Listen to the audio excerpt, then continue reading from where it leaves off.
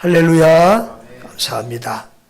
지난주에도 감사 설교했는데 오늘 또 이어서 좀 하려고 합니다. 왜냐하면 설교를 한 주제를 한 번 하고 지나가면은 좀 각인이 안 되고 또 삶으로 잘 이렇게 안 되는 부분이 있어서 이렇게 연속으로 같은 주제를 할 때가 가끔 있습니다. 지난주에는 우리가 지난주 시편을 봤는데 전심으로 하나님께 감사하라 했어요. 우리가 전심으로 이렇게 감사하고 찬양할 때 하나님이 기뻐하실 줄 믿습니다. 제 동기 중에 찬양을 아주 잘하는 동기 목사님 두 분이 계세요. 한 분은 성악 부전공을 하는 분으로 아주 찬양을 잘합니다. 한 분, 그 성악을 배우고 그런 분은 아닌데 전심으로 하나님을 찬양해요. 정말 옆에 있으면 감동이 돼요. 찬양은 그 성악하신 분이 더 잘하는데, 그런데 우리에게 은혜가 되고 감동이 되는 것은 그 전심으로 부른 찬양하는 목사님, 동기 목사님 찬양이 훨씬 더 은혜가 돼요. 여러분, 우리가 전심으로 하나님 섬기고 찬양하는 은혜가 있기를 바랍니다. 3주간까지 우리 다니엘 기도의 간증을 이렇게 들었는데요.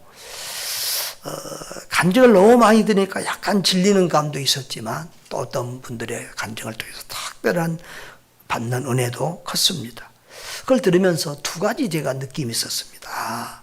세상에는 사는 것이 죽는 것보다 더 힘든 분들도 참 많구나. 너무 큰 고난을 이기고 사는 사람들도 많구나 싶고요.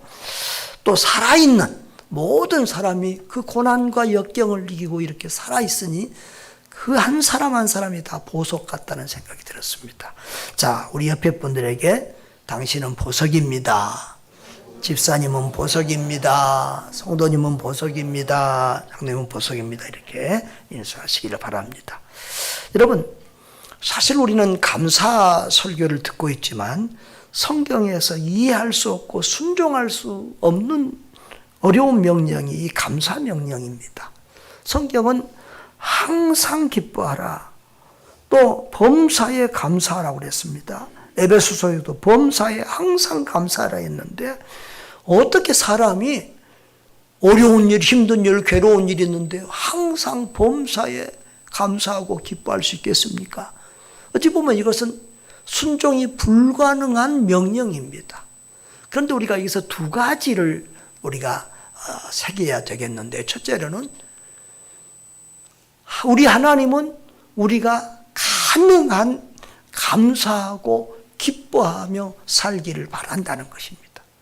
우리가 아버지의 마음으로서 자녀 생각해 보면 돼요.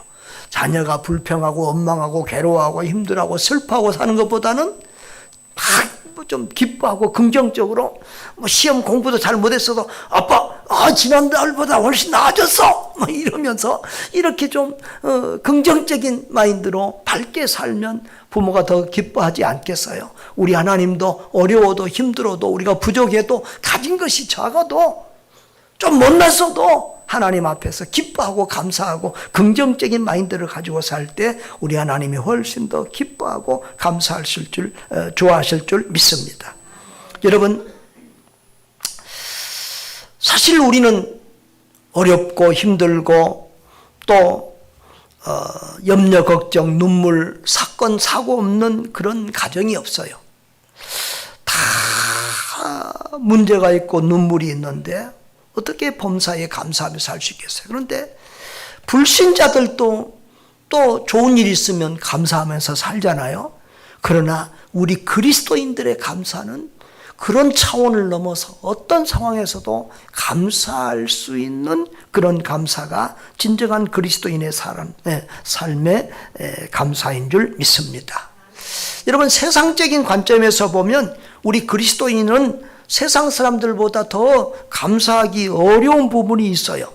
왜냐하면 세상 사람들은요, 자기 가정, 자기만 잘 돌보고 잘 먹고 잘 살면 그건 문제 없어요. 그런데 우리는 남을 위해서도 기도해야 되고 남을 도와줘야 되고 남을 사랑으로 섬겨야 되고 이런단 말이죠. 그래서 어떤 사람들은 그리스도인들을, 선교사님들을 사서 고생하는 사람들이다.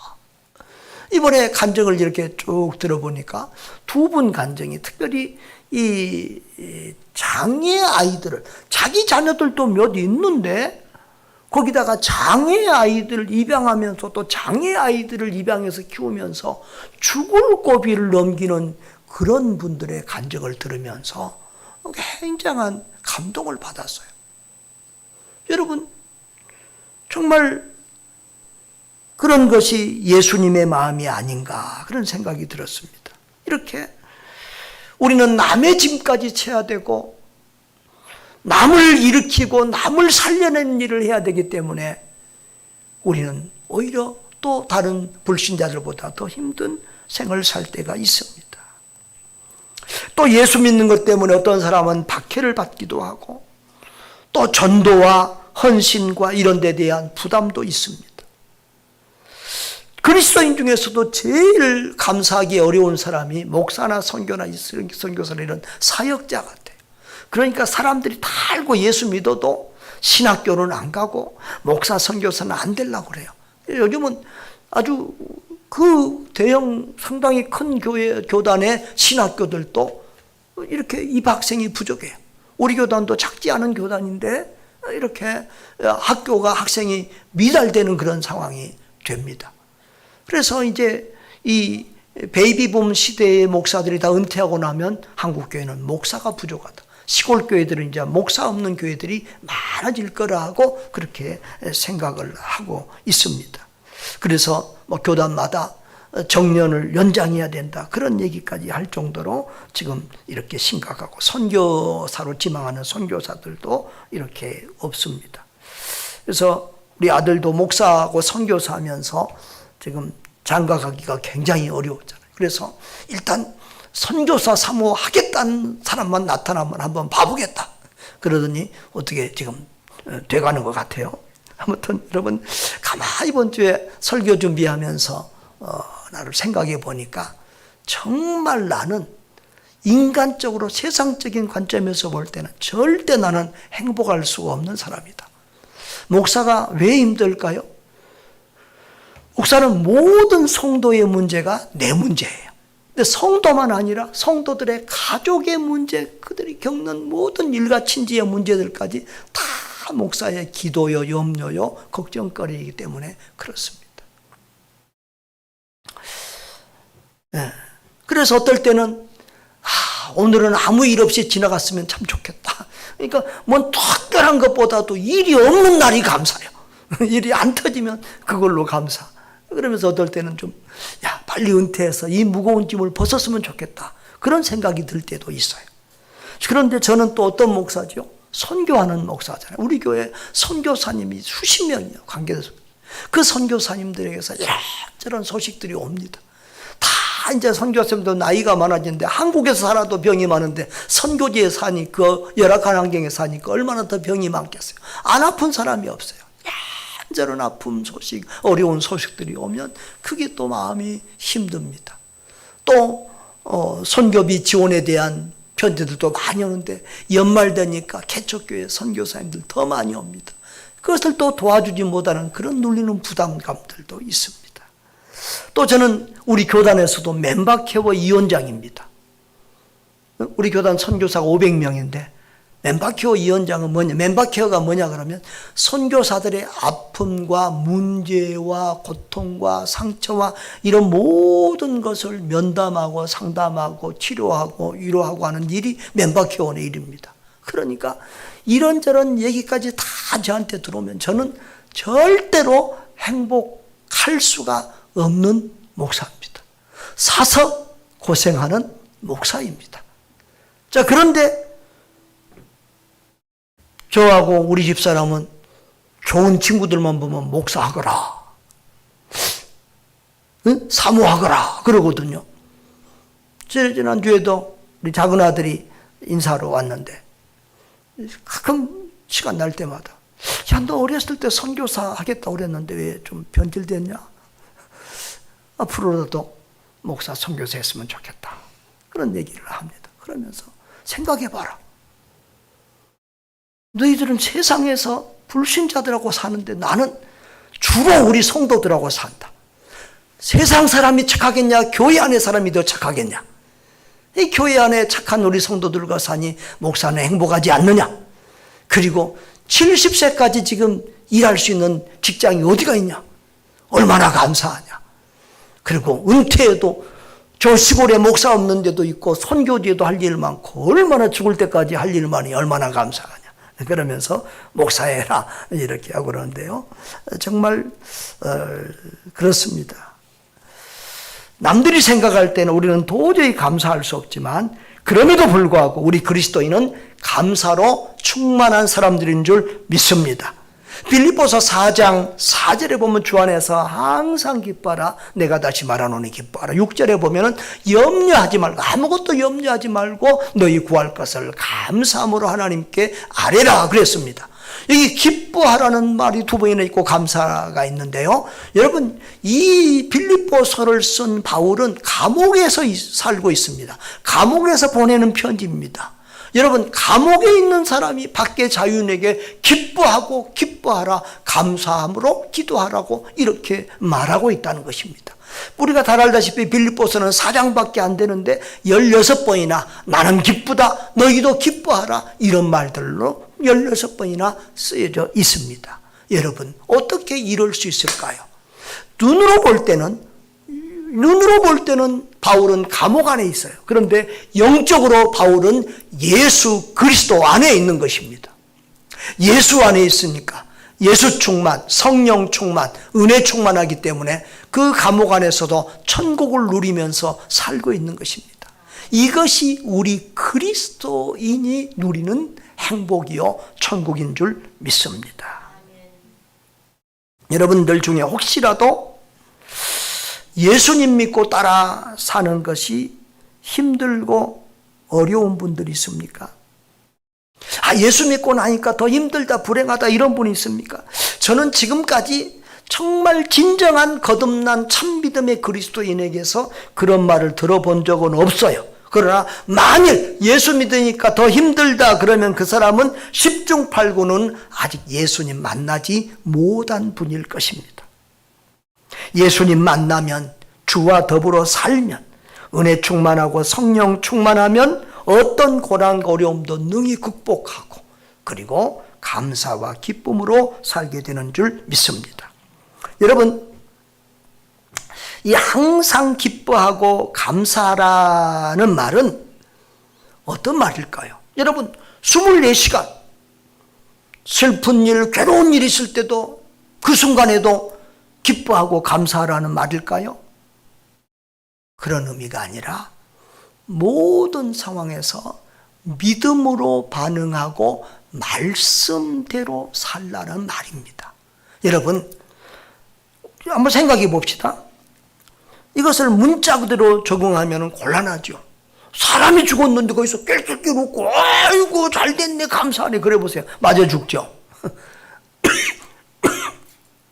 여러분, 성경에는요 울라는 말도 있어요.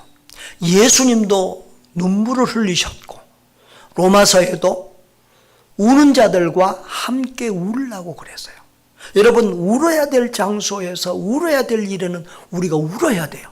울어야 될 때 안 울으면 나중에 그게 힘들어요. 울어야 될 때는 실컷 울어야 돼요. 여러분, 그러나 우리는 계속 그 슬픔 속에 있으면 안 된다는 거예요. 그 슬픔 속에서 믿음으로 그 슬픔을 이기고 극복하고 그리고 말씀 안에서 그 상황을 어떻게 이겨나가야 될지를 생각하면 감사로 바뀌게 되는 거예요. 예를 한번 들어보겠습니다.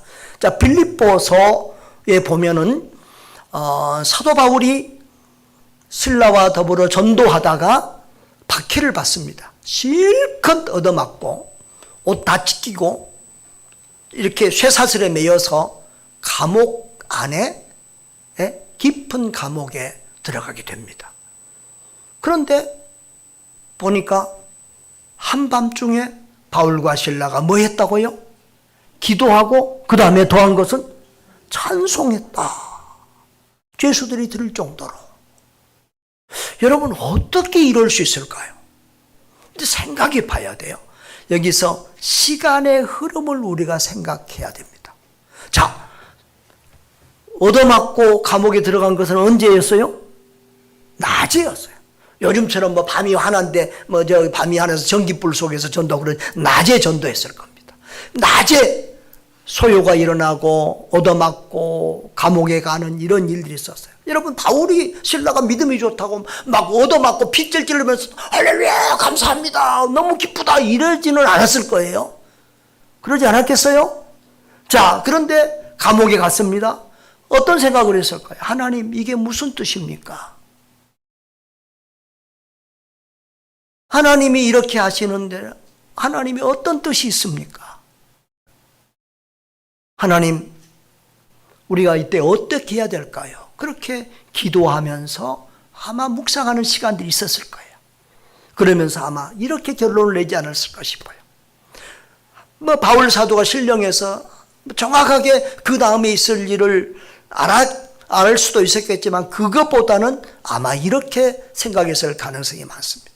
하나님의 뜻은 정확히 모르겠지만 우리 하나님은 살아계시니, 우리 하나님은 신실하시니, 우리 하나님은 복음 전도를 가장 기뻐하시니 하나님은 이 길을 합력하여 선을 이루실 줄 믿습니다. 그래서 그 합력하여 선을 이루실 선하실 하나님을 생각하면서 기대하면서 기도하고 찬송했을 것입니다. 할렐루야. 바로 이것이 우리가 범사에 감사하는 자세입니다. 우리가 슬픈 현장에서 기뻐할 수 없죠. 괴로운데 괴로울 수밖에 없죠. 우리 인간인데. 우리는 로봇가 아니잖아요. AI가 아니잖아요. 그러나 그런 어떤 비참한 어려운 상황에서도 하나님을 생각하면서 이겨내는 것입니다. 여러분, 그렇게 우리가 범사에 감사할 수 있는 저와 여러분 되시기를 바랍니다. 그것을 이길 때 믿음이 좋은 성도는 좀 더 빨리 감사로 바뀔 것이고, 또 믿음이 약한 성도는 그 어려움 속에서 그것을 이겨내는 시간이 좀 더 다른 사람보다 더 걸릴 것입니다. 그러나 구원받은 하나님의 백성은 어떤 시험을 당해서도 반드시 이겨내고 결국은 하나님께 감사하게 될 줄 믿습니다. 그러니까 알고 보면 이 고난과 시험 속에서 감사가 터지는 순간이 승리하는 순간이고, 어떤 어려움 속에서도 기도할 때 감사하면서 기도가 되면은 그게 승리하는 순간이에요. 할렐루야. 오늘 우리는 시편 136편을 읽었습니다. 여러분, 시편을 우리가 보면 시편은 모든 인간의 희노애락에 대한 모든 내용들이 기록이 되어 있어서 우리가 참 여러 가지 상황에서 이 시편이 큰 위로가 되고 도움이 되는데요. 이 시편은 감사 찬송이 참 많습니다. 그런데 여러분, 다윗의 감사 찬송이 참 많은데요. 다윗처럼 인생에서 큰 고난을 당하고 죽을 고비를 많이 겪은 사람이 없어요. 그런데 다윗의 감사 찬양이 제일 많아요. 오늘 본문은 이제 누가 기록한 것을 모르고 기록이 되지 않았습니다만은, 여러분, 어떤 목사님이 지난번에 설교하는데 그러더라고요. 감사가 가장 풍성한 곳이냐 그러면 병원 신방 갔을 때 감사가 제일 풍성하대요. 사람들은 그냥 보통 때 형통할 때보다도 어려운 일을 당했을 때 감사하는 경우가 많고 감사를 깨닫는 경우가 많아요. 여러분, 시편 136편은 감사시인데요, 1절부터 26절 마지막까지가 전부 다 여호와께 감사하라. 그리고 그 다음에 선하시며 인자하심이 영원함이로다. 이런 말들로 되어 있습니다. 여러분, 시편 1편 오늘 간단하니까 이것은 다 외워야 되는데 왜 이것을 외우는 게 좋냐 그러면 똑같은 성경 요절이 시편에 많아요. 성경 전체에 많아요. 그러니까 감사하라, 여호와께 감사라고 되어 있는 글들은 거의 다 하나님의 선하심과 인자하심을 감사라 되어 있고, 어떤 것은 인자하심에 감사라고 되어 있어요. 50번 이상이, 성경에 50번 이상이 감사를, 하나님께 감사라는 명령인데 그 50번 이상이 거의 다 이 똑같은 글자 하나 안 틀리고 똑같은 이런 문구라 그 말이에요. 자, 다 같이 외워보겠습니다. 여호와께 감사하라. 그는 선하시며 그 인자하심이 영원함이로다. 아멘. 그 다음에 이제 2절부터는 선하시면은 빠지고 인자하심이 영원함이로다가 계속되는데, 자 23절부터 26절까지 다 같이 읽어보겠습니다. 우리를 비천한 가운데서도 기억해 주신 이에게 감사하라. 그 인자하심이 영원함이로다. 우리를 우리의 대적에서 건지신 이에게 감사하라. 그 인자하심이 영원함이로다. 모든 육체에게 먹을 것을 주신 이에게 감사하라. 그 인자하심이 영원함이로다. 하늘의 하나님께 감사하라. 이 삶이 영원함이로다. 아멘. 시편 136편은 시편에 있는 여러 가지 감사 시 중에 하나인데요. 이 시는 이스라엘 민족들이 이 6월절이나 신년절기 같은 큰 절기 때에 아마 그 예배 시간에 이렇게 불렀던 절기 때에 불렀던 찬양시로 이렇게 생각이 됩니다. 교창을 했다고 그러네요. 교창이 뭐냐면 읽을 것을 서로 이렇게 읽을 때 교독이라고 그러고, 교창은 뭐냐 그러면 앞에 있는 제사장이나 리더가 한 부분을, 앞에 부분을 얘기하면 뒷부분은 모든 성도들이 함께 소리를 내서 이렇게 외쳤다는 거예요. 이렇게 시편은 전부 다 곡이 있는 찬양으로 되어 있거든요. 그러니까 이제 앞에서 이렇게 제사장이 앞부분을 하면 뒷부분을 했을 거라고 하면, 자 우리 1절 가지고 한번 해보겠습니다. 여호와께 감사하라. 예, 그것을 곡조를 붙여서 이렇게 했다는 거예요. 2절도 한번 해볼까요? 신들 중에 뛰어난 하나님께 감사하라. 이런 식으로 서로 이렇게 했다는 말씀입니다. 특별히 여기 감사하라는 말은 어떤 곳에서는 찬양하라로 번역이 되고 어떤 곳에서는 감사하라로 번역이 돼요. 그러니까 감사와 찬양은 비슷한 단어, 같은 단어라는 것을 이해를 하면 되겠습니다. 그런데 2절부터 25절까지는 다 이런저런 구체적인 것들을 얘기하면서 그 하나님의 인자하심에 감사하라 이렇게 돼 있어요. 그런데 1절하고 마지막 절은 하나님 그분 자체에 대해서 감사하는 거예요. 하나님의 선하심과 인자하심에 감사하고, 마지막 절에도 하나님께, 하늘의 하나님께 감사하라. 그 인자하심이 영원함이로다. 이렇게 하나님 그분 자신에 대해서, 하나님의 성품과 하나님의 능력, 그 하나님 그분 자신에 대해서 감사하고 있는 것을 볼 수가 있습니다. 그러니까 이 성경 전체는, 감사시 전체를 아우르는 시작과 끝, 울타리는 하나님 그분께 감사한다는 거예요.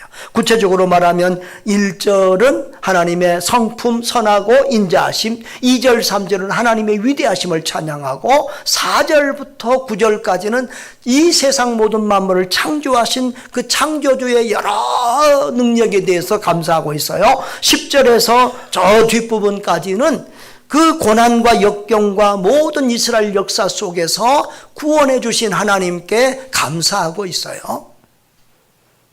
우리 예배 시간에는 돌아다니지 말고 가만히 계세요. 감사하고 있고요. 그리고 이제 마지막에 또 하나님의 선하심에, 인자하심에 대해서 감사하고 있습니다. 여러분, 어떤 상황에서도 감사할 수 있는 이유는요, 하나님 때문이에요. 우리가 범사에 감사하라, 항상 감사를 했는데 이 세상 상황과 환경은 그럴 수가 없어요. 우리도 사람인데.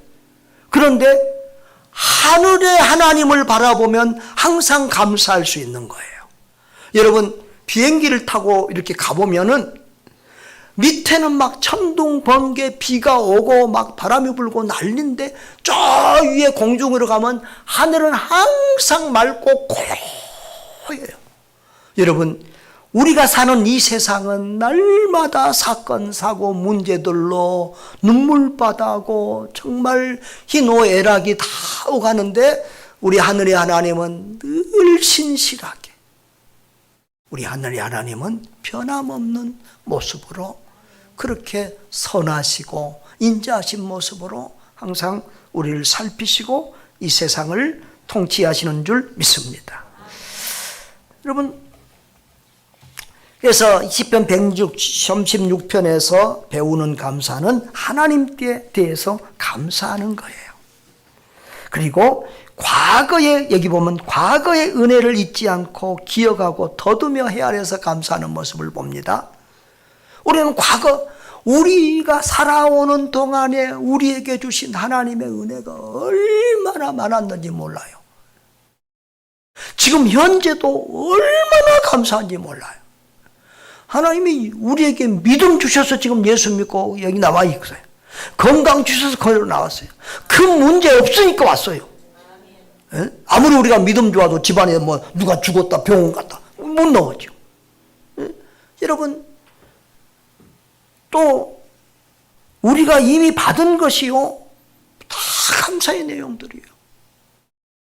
마태복음 25장에 보면 한 달란트 받은 종이 불평하면서 불충해서 주님께 꾸중을 듣잖아요. 그런데 그 한 달란트가 얼마라고요? 지금 계산으로 하면 모르겠어요. 뭐 수십억, 백억 되는지 몰라요. 한 달란트 작은 것 같지만 사실은 우리는 다 큰 부자예요. 우리 몸뚱이만 해도요 몇 억짜리예요. 몇 억, 수백억, 수십억짜리예요. 눈 없는 사람이 눈 하나 몇 억 더 한다면 안 상했어요? 심장, 간, 폐, 신장 뭐 없는 사람들은 몇 억씩이라도 주면서 다 사야 돼요. 가족이 죽는다 그러면, 산다 그러면 뭐 수십억, 전 재산이 아깝겠습니까? 자식 살릴 수 있다면은 어떤 방법으로든 모든 생명을 바쳐서라도 살릴 텐데, 우리가 이미 받은 은혜와 복이 넘치고 많고 크고 감사한데 우리는 있는 것, 받은 것은 헤아리지 않고 감사하지 않고 늘 없는 것 가지고 불평하고 원망할 때가 많다는 거예요. 여러분, 있는 것 가지고 감사하시길 바라요. 과거에 대해서 감사, 현재에 대해서 감사, 그리고 미래도 하나님이 선하시고 인자하시고 그 하나님 안에서 살기만 하면, 그 하나님과 동행하기만 하면 우리 미래도 하나님 때문에 넉넉히 이기면서 승리할 수 있다는 믿음으로 감사할 수 있는 거예요. 할렐루야. 우리는 예수 믿고 구원받았어요. 이 복을 받은 사람은 절대적인 복을 받은 사람이에요. 나머지 복은요 보너스 복이에요. 예수 믿고 구원받은 사람은 이 땅에서 살아도 천국, 죽어도 천국. 그렇기 때문에 우리는 감사하며 살 수 있는 줄 믿습니다. 또한 여러분, 우리가 시편 136편에서 배울 것은요 구체적으로 감사하는 거예요. 이렇게 한마디 한마디 구체적으로 매절마다 감사하고 있잖아요. 예? 일용할 양식 주심에도, 우리 육체에게 먹을 것을 주심에도 감사하고 이렇게 감사하는데요. 이렇게 성도들이 감사한금을 뭐 거의 대부분의 성도들은 매주마다 감사한금을 드립니다. 작든 크든. 그런데 어떤 분들은 1년짜리 봉투에다가 주일헌금 봉투 있잖아요. 그런 봉투에다, 봉투 하나에다 매주마다 그냥 담아서 그 이번 주 감사금에 또 줄줄 끊어서 이렇게 하는 경우도 있어요. 그렇게 안 하시면 좋겠어요. 어떤 분들은 또 아무 생각 없이 매주마다 범사에 감사합니다. 그러고 또 봉투 내는 사람이 있어요. 그것도 생각 없이 사실은 하는 성의 없는 감사죠. 가능하면 감사한금 봉투에는 적는 난이 있어요. 거기에다 꼭 이번 주에 있었던 감사, 어떤 감사를 구체적으로 기록을 해서 하나님 앞에 헌금 드리는 것이 하나님이 기뻐하실 거예요. 제가 재정부에서 이제 재정을 다 계수하면 봉투를 저한테 다 주고 와요. 그러면 그 봉투를 다 읽어봅니다. 근데 특별히 감사한금 봉투 제목을 꼭 봅니다. 그러면 나도 기쁘고 나도 감사하면서 또 그 가정을 위해서 기도하게 됩니다. 여러분, 감사한금 봉투는 구체적으로, 감사는 구체적으로 하자고요. 할렐루야. 그럴 때 하나님이 기뻐하십니다. 이번에 저는 생일이 제일 기쁜 생일이었어요. 왜냐하면 용돈을 많이 받아서가 아니에요. 우리 작은 아들이 용돈을 좀 주기도 좀 다른 때보다 많이 줬더라고. 그래도 그것이 아니라 두 아들이 구체적으로 우리 아버지 고맙습니다, 감사합니다, 사랑합니다, 존경합니다. 구체적으로 이렇게 두 아들이 쫙 써서 보내서 얼마나 기분이 좋아. 다른 때보다 제일 기분 좋은 생일이었어요. 우리 하나님도, 하나님이 우리에게 베풀어 주신 은혜 기억도 못하고 알도 안 하고 생각해 보지도 않고 그냥 사는 모습보다는 그 하나님의 은혜를 헤아리면서 이렇게 구체적으로 감사할 때, 하나님 감사합니다, 가슴에서 우러나오는 감사를 할 때 우리 하나님이 더욱 기뻐하실 줄 믿습니다. 할렐루야. 여러분, 하나님의 선하심과 인자하심이 항상 감사의 핵심이, 오늘 아까도 반복했지만, 여러분, 이 감사라는 명령이 성경에 수없이 많아요. 한 55개 절 정도 되더라고요. 감사하라 이런 명령이. 이제 작게 찾아본 거, 하나님께 감사하라, 여호와께 감사하라만 찾아봐도. 그런데 44개가 인자하심, 하나님께 감사하라, 그 인자하심이 영원함이로다 이렇게 되어 있어요. 인자하심이 영원함이로다. 그런데 11개 정도는 선하심에, 그의 선하심에, 여호와께 감사하라, 그는 선하심에 그 인자하심이 영원함이로다 이렇게 되어 있어요. 자, 우리 몇 개만 빨리 한번 읽어볼까요? 역대상 16장 34절에 다 같이 시작. 여호와께 감사하라, 그는 선하시며 그의 인자하심이 영원함이로다. 자, 106편 1번 할렐루야, 여호와께 감사하라, 그는 선하시며 그의 인자하심이 영원함이로다. 107장 1절 여호와께 감사하라, 그는 선하시며 인자하심이 영원함이로다. 118장 1절 계속 그 밑에 다른 것들도 똑같아요. 그런 똑같은 요절들이, 명령들이 많다는, 그래서 이걸 외우자는 거예요. 어렵지 않잖아요. 여호와께 감사하라, 그는 선하시며 인자하심이 영원함이로다. 할렐루야. 외웠지요 다? 아멘. 예, 꼭 그것을 묵상하시기 바랍니다. 우리가 여기서 하나님께 감사하라, 여기 이 뜻은 여호와께 감사하라 하면서 뒤에가 설명이 붙었잖아요. 이것은 왜냐하면, 왜 하나님께 감사하냐 하면 그는 선하시며 인자하심이 영원하기 때문이라, 이런 뜻이거든요. 자, 하나님께 감사하라, 왜냐하면 하나님은 선하시기 때문이다. 이 선하다는 말은 토부라는 히브리어로 되어 있어요. 우리 토부는 우리 성도들도 잘 알고, 청년들이 토부 청년에 이렇게 붙은, 토부라는 것은 어디가 부족함이 없이 좋은 거예요. 쉼이 좋은 거예요. 하나님이 이 세상을 창조하시고 보실 때 좋았더라 라고 했을 때 그게 토부잖아요. 하나님은 악이 없이, 더러운 것이 없이, 어디 부족한 것이 완벽하게 선하신 분이고 완벽하게 좋으신 하나님인 줄 믿습니다. 토부 하나님이세요. 그 다음에 또 여호와께 감사하라, 왜냐하면 하나님은 영원토록 인자하신 분이기 때문이다. 그런데 인자라는 말은 헤세드라는 말이에요. 토부처럼 헤세드라는 단어도 굉장히 구약에서 가장 좋은 단어예요. 그래서 우리 목사님들이 보는 주석책에는요, 헤세드 주석이라는 주석도 있어요. 헤세드라는 말은 여러분, 사랑, 은혜, 자비, 긍휼, 우리가 좋아하는 모든 말들의 의미가 이 헤세드 안에 들어있어요. 그러니까 우리 하나님은 어떤 하나님? 헤세드의 하나님, 자비와 긍휼이 영원하신 하나님. 그러니까 우리에 대해서, 하나님 자기 백성에 대해서 그 하나님의 언약을 끝까지 지키면서 한결같은 사랑으로 사랑해주는 사랑이 헤세드예요. 세상의 사랑은 그 사람의 반응에 따라서 사랑하기도 하고 버리기도 하고 싫어하기도 해요. 그러나 우리 하나님은 우리가 부족함에도 불구하고 끝까지 영원토록 우리를 사랑해 주시고 우리에게 자비와 긍휼과 인애를 베풀어 주신 줄 믿습니다. 할렐루야. 그래서 우리는 감사해요. 그래서 이것을, 하나님의 선하심과 인자하심을 아는 사람은 이렇게 하박국 선지자처럼 감사를 하게 돼요.